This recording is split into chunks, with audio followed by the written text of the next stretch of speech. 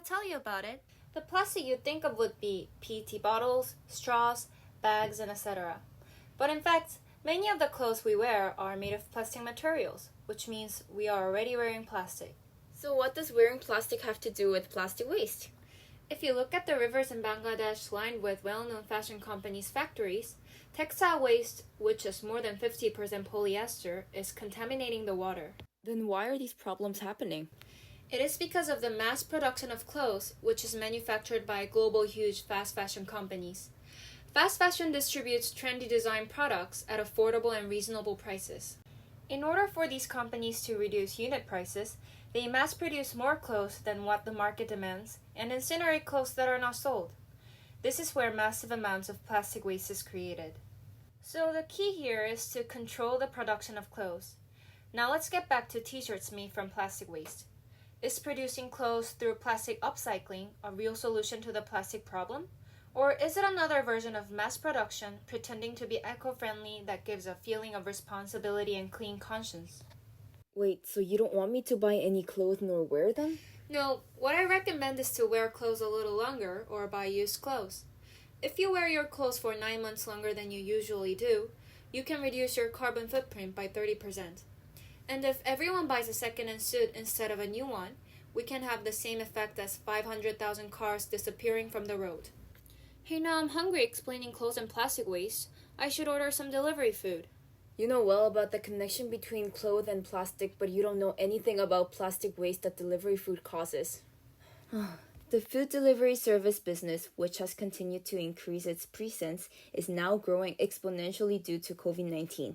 According to the National Statistical Office, the total volume of the nation's food delivery service nearly doubled from 9 to 17 trillion won in 2020. What's more serious here is that as the delivery market grows, plastic waste also increases. The reason is that there is a lot of unnecessary overpackaging. On average, more than 10 plastic containers are delivered in one order. Also, Baemin and Yogiyo, which account for 90% of the delivery application market, specialize in disposable plastic needed for delivery. This means the more disposable containers are sold, the more profit the two companies make. In other words, the increasing rate of disposable plastic waste aligns with the growth of the delivery market. Then how should we solve this problem?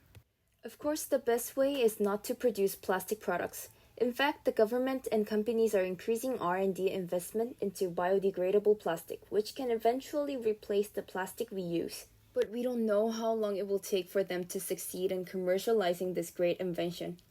What I'd like to stress at this point is that it's not a great idea for us to wait and expect someone else to bring a great solution to the problem we're facing now. We should do something ourselves because it's a problem happening in our daily lives. Why don't we solve this problem with a little change in our daily habits and practice? First of all, you should avoid using plastic products as much as possible, because if there's no users, there will be no producers. For example, it can be a good habit to take multi-use containers and get food instead of using delivery service.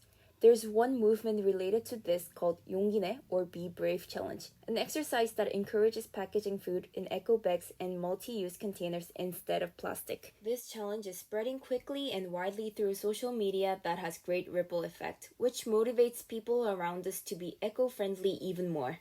To end this presentation, I'll ask you guys one question. What are you going to do first when you return home and find out the sink is flooded? Are you going to wipe the floor with a mop or recover the wet furniture?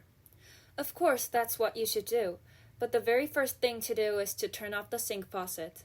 I think the same goes for the plastic waste issue. It's important to join in the effort to pick up trash and upcycle it, but we shouldn't make waste in the first place. Don't you think it's more important to start a little habit and practice it in our daily lives to reduce plastic waste? Starting from today, I'll change one by one. Thank you.